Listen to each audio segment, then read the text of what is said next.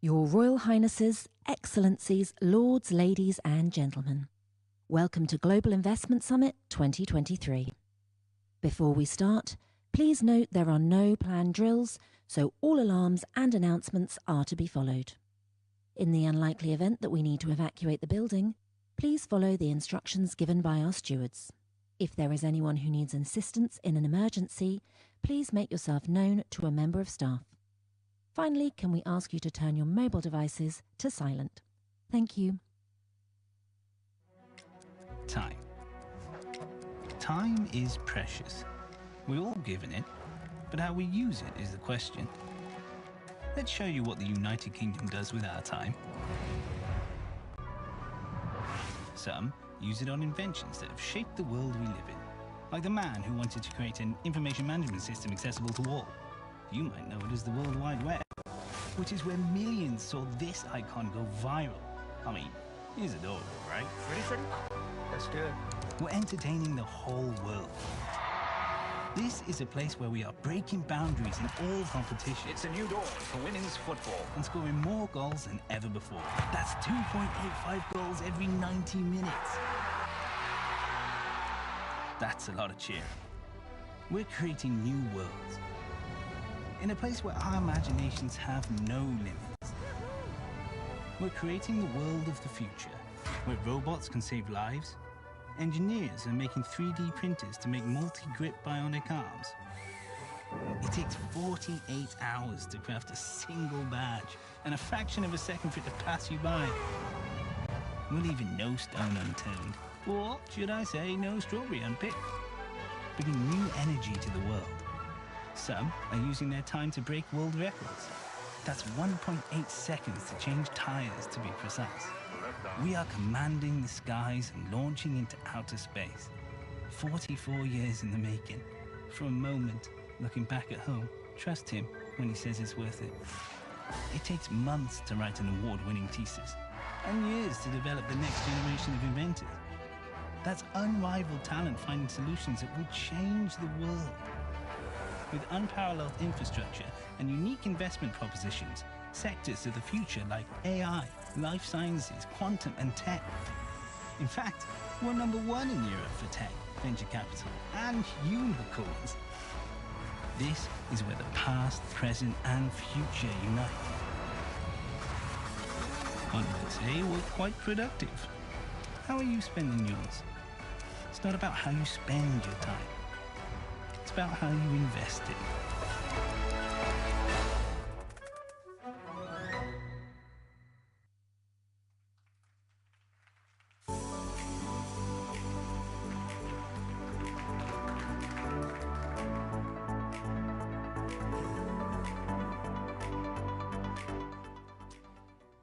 Hello everyone, and let me add my very warm welcome to you all to the Global Investment Summit 2023. I'm Kamal Ahmed, I'm the co-founder and editor-in-chief of the News Movement, and it is wonderful to be here, bringing together global capital, UK-based capital, global businesses, UK-based businesses, and policy makers. Welcome, everybody, to the Palace of Hampton Court.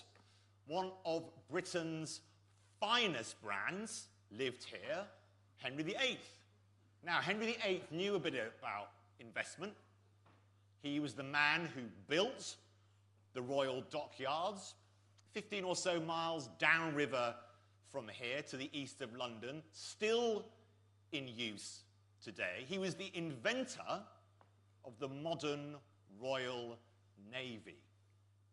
We had a little bit of beef with Europe in those days, so nothing too much has changed maybe, although not quite as militaristic as a few centuries ago. But we also know that looking after investment is really important. Henry VIII became known as Copper-Nose towards the end of his reign because he didn't look after the public finances. And to try and control the amount of expenditure, he brought down the level of silver in the coinage that was produced by the Royal Mint. Such was the weakness of the silver patina on coins that it rubbed off, and copper showed through, first of all, on his nose.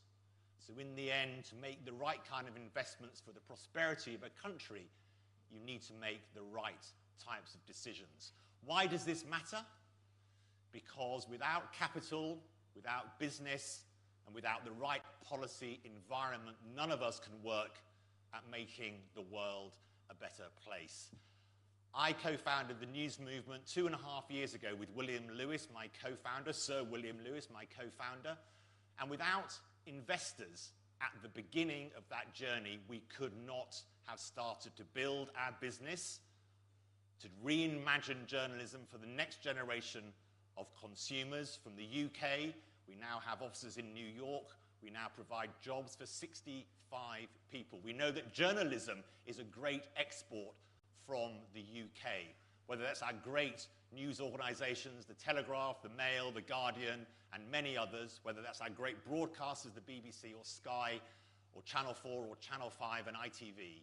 We know that being creative and inventing new businesses is absolutely vital to the lifeblood of not just the UK economy, but the global economy. And we know that investment is necessary to build those new businesses and create those new jobs. So welcome. It's going to be an amazing day of conversations. And to kick us off, I'm absolutely delighted to introduce the Right Honourable Kemi Badenoch, the Secretary of State for Business and Trade. Thank you very much.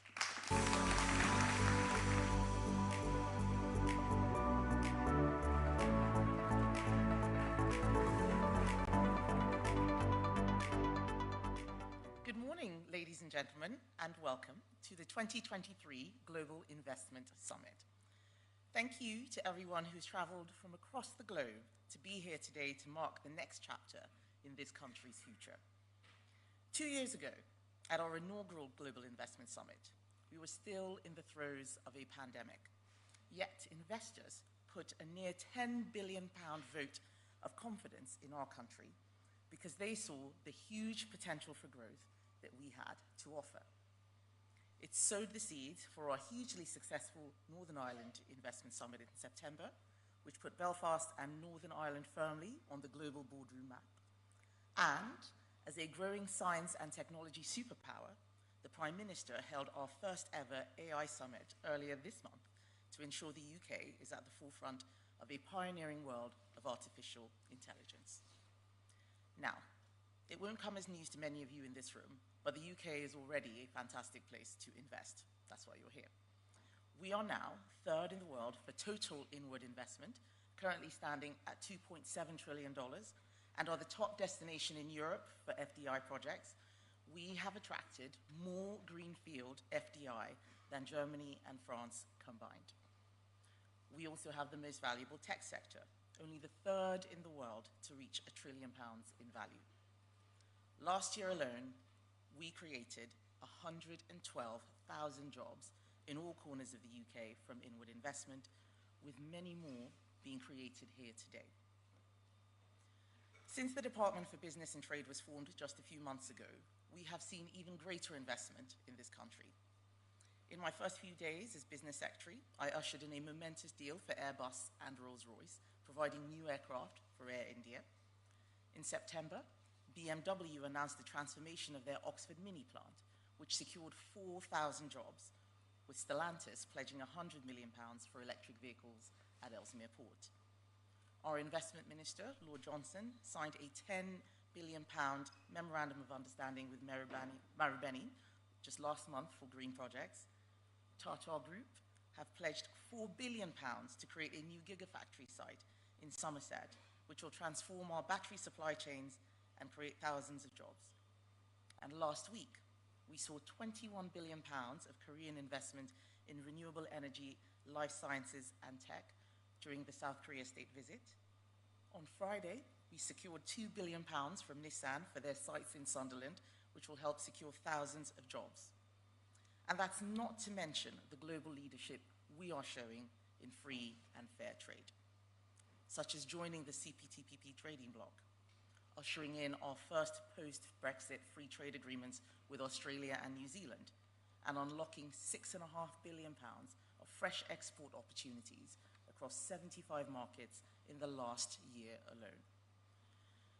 We're also taking huge steps to ensure that the UK's manufacturing sector is a world leader in innovation. Yesterday, I launched our £3 billion advanced manufacturing plan, which will invest in the long-term future of our innovative manufacturing industry by reducing costs and removing barriers to business. This comes off the back of the UK's manufacturing sector leapfrogging France to become the 8th biggest in the world. But we cannot stand still. The world is changing fast, and the global economy is a very competitive place. So, just months ago, our historic trade deal with Australia came into force.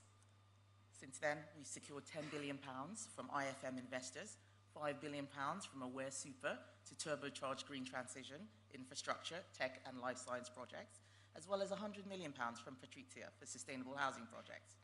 As part of a £12 billion programme, Iberdrola have today confirmed £7 billion for our world-leading renewables sector, with partner groups portfolio companies North Star and Gren committing £1 billion and £500 million for new offshore wind infrastructure and community projects, respectively. And the UK tech scene continues its world-leading charge, with combined investments totaling nearly £6 billion from Microsoft, BioNTech, Yonder, the Ellison Institute, IRA, Oxford Quantum Circuits, and MediaTek. These investments total nearly £30 billion, a colossal vote of confidence in the UK, proving further how we are one of the best places in the world to invest. But I want to take this further. I want the UK to be even more innovative, even more dynamic, and even more successful. I want business to look at the UK and see it as a dynamo for investment, free trade, and growth. I said that my door is always open. My office is called the Department for Business. I want your ideas on how we can create a more friendly, common-sense regulatory environment, what things we should be doing differently rather than sticking to the status quo. I want to move away from just seeing regulation as the solution and focus instead on solving your problems. The numbers speak for themselves, and at today's summit, you will see why we're already on the path to even greater things. And so I'm delighted to welcome the Prime Minister, Rishi Sunak, to the stage to tell us even more. Thank you.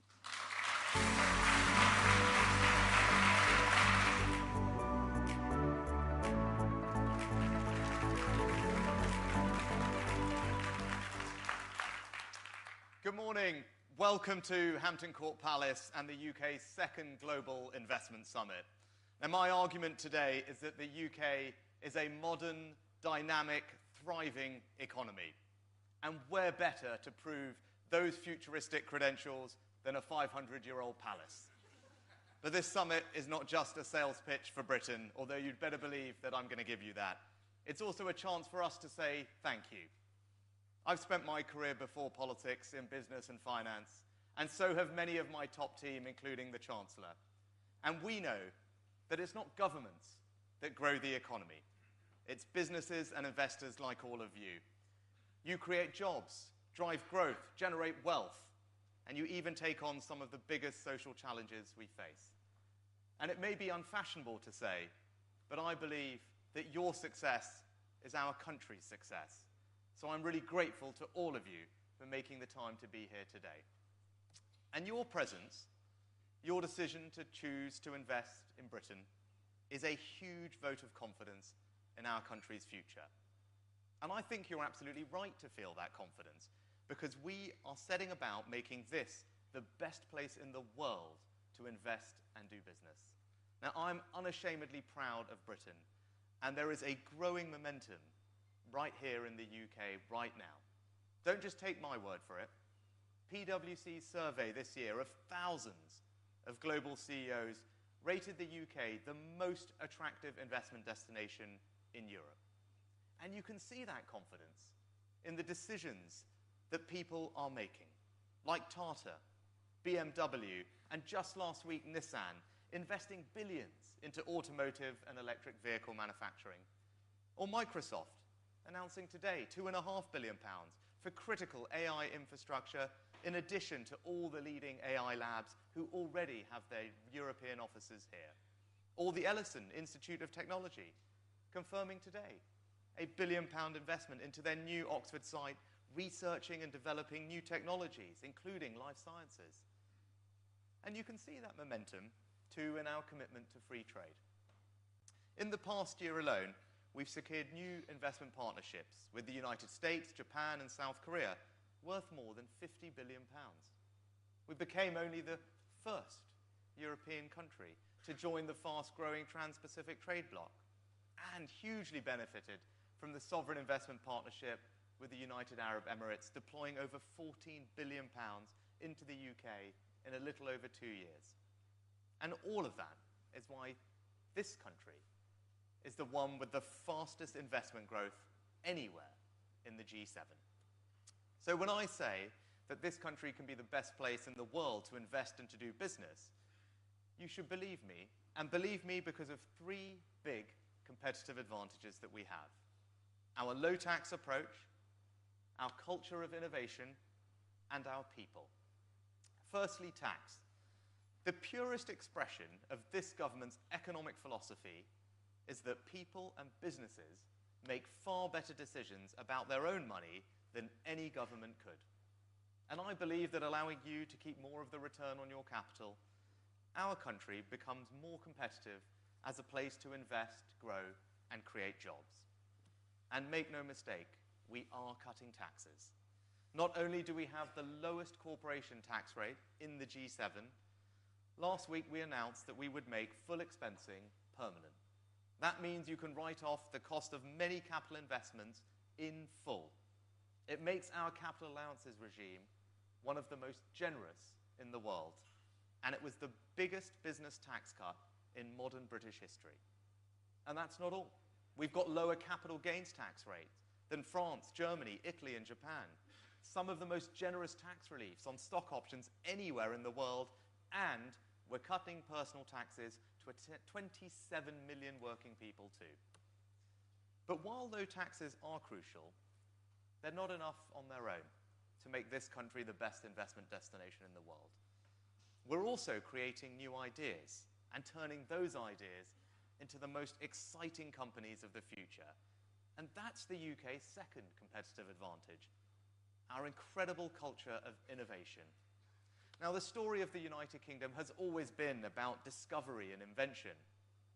Ours is the country of Newton, Faraday, Hodgkin, and Lovelace, of Stephenson's steam engine, Darwin's theory of evolution, and the World Wide Web, invented by Tim Berners-Lee, who I'm delighted is attending here today. And that tradition is still very much alive. With less than 1% of the world's population, we have 3 of the world's top 10 universities, the 3rd highest number of research publications, and the 2nd most Nobel laureates of any nation. And we're turning those ideas into incredible businesses up and down the country, with more tech unicorns than any country, bar the US and China, and more venture capital than France and Germany combined. Not that I'm in any way competitive. But at a moment like this, when the tectonic plates of technology are shifting, not just in AI, but in quantum, synthetic biology, semiconductors, and much more, we cannot be complacent. And that's why we're investing record sums of public capital into research and development. Also cutting taxes for all of you that are investing in R&D, and overhauling our listing rules to make it easier for those innovative, growing companies to raise the capital they need. And outside of the European Union, we're delivering agile regulation that is pro-innovation and pro-growth. So whether it's in financial services or life sciences, agri-tech, or our creative industries, innovation is the golden thread running through the British economy. But in the end, the greatest asset to any economy is its people. And that's the UK's 3rd competitive advantage. Here at home, we're delivering a world-class education system. We've already got one of the most highly qualified workforces in Europe. And just as your businesses are having to adapt to the economy of the future, so our skills policies are evolving too, with our new lifetime skills guarantee which supports adults to retrain at any stage in their careers with record funding in vocational training like apprenticeships. But we don't have a monopoly on talent in this country, and we recognize that nearly half of our most innovative companies have an immigrant founder. So if you're an innovator, an entrepreneur, a researcher, you should know that the most competitive visa regime for highly skilled international talent is right here in the UK. And let me just give you one example. Our new high potential individual visa means that if you're a young person who's graduated from a global top 50 university, you can just come to the UK and stay here with your family for 2 years to just explore, work, study, invent. Nothing like that exists anywhere else in the world. And it tells you everything about our pro-innovation, pro-growth, pro-business philosophy. So that's the opportunity here in the UK. And that's why you should believe me when I say this is the best country in the world to invest and to do business, because of that unique combination of a competitive tax system, our culture of innovation, and our people. Now, I know people look at summits like this and often say that they're just big talking shots, but let me tell you what we have achieved. This summit has galvanized new investments in the UK economy worth a total of £30 billion, over 3 times as much as the first summit that was held just a couple of years ago. That will support tens of thousands of jobs right across the UK. It will create new growth and new opportunities. And it is a huge vote of confidence in our country's future. So thank you for choosing to be part of that future. Thank you for everything that you are doing for this country. With your support, we can and we will build an even brighter future for our children and our grandchildren. Thank you and enjoy the day.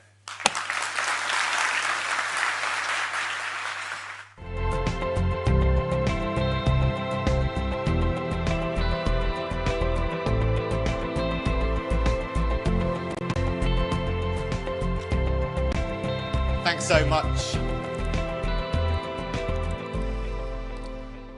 Thank you very much, Prime Minister. Obviously, anyone speaking about immigrant founders is going to take a warm welcome from me.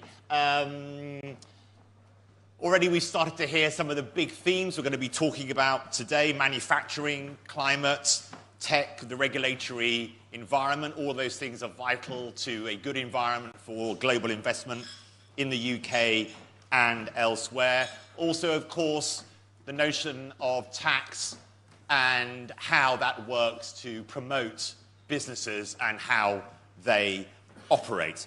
We're going to be moving on now to our first discussion session of today, and it's going to be an absolutely brilliant one. And to introduce that session, Lucy Fraser, the Secretary of State for Culture, Media and Sport, and in that position, the head and the driver of one of the most important sectors in the UK, the creative industries. Secretary of State, welcome to the stage.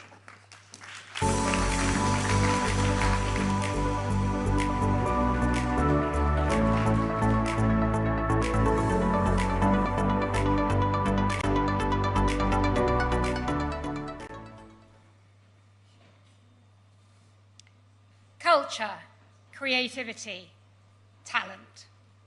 Today, we are in a golden age for British culture, one that could rival any other time in our history. In television, UK programmes are being exported across the world. We've had 74 British Oscar winners since 2010. English football is a language that every country in the world seems to be fluent in, attracting fans from Santiago to Seoul. As the Culture Secretary, I'm proud to have portfolio responsibility for our creative industries, including our film, our TV, gaming, music, and fashion industries. Our companies, our innovators, our creators, our artists, are putting a British stamp on every creative industry on the world stage. In this room today, we've got some of the people and businesses who encapsulate our reputation for excellence. Music executive Amanda Ghost, an artist who has co-written songs with Beyoncé. Sir Lucian Grange, CEO of Universal Music, who has pioneered new and innovative business models in the industry, whilst signing global superstars and getting a star himself on the Hollywood Walk of Fame. Anya Heinmarsh, who made the reusable bag cool and used her creativity to design handbags, but also innovate new sustainable fabrics to make handbags. I believe that although we may be too self-deprecating to admit it, the secret ingredient to our thriving creative industries is in large part innate British talent. Brits have always found ways to challenge convention, to push boundaries, to upend the accepted status quo. Mary Quant's invention of the miniskirt, Johnny Ive's design of the iPhone, Andrew Lloyd Webber, who is one of a select group of people to have received Emmy, Grammy, Oscar, and Tony Awards. Today, we export that creative zest all over the world in our music, television, film, theatre, fashion, literature, video games, and others. And here at home, that talent is backed by the government at every opportunity.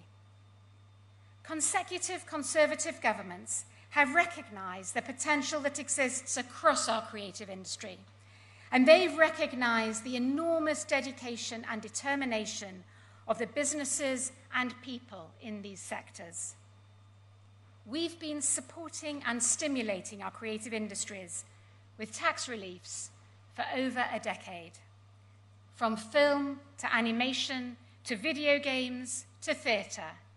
These tax reliefs have helped to attract significant global investment into the UK. And our approach has always been to recognise that we succeed when we work together. It's a partnership.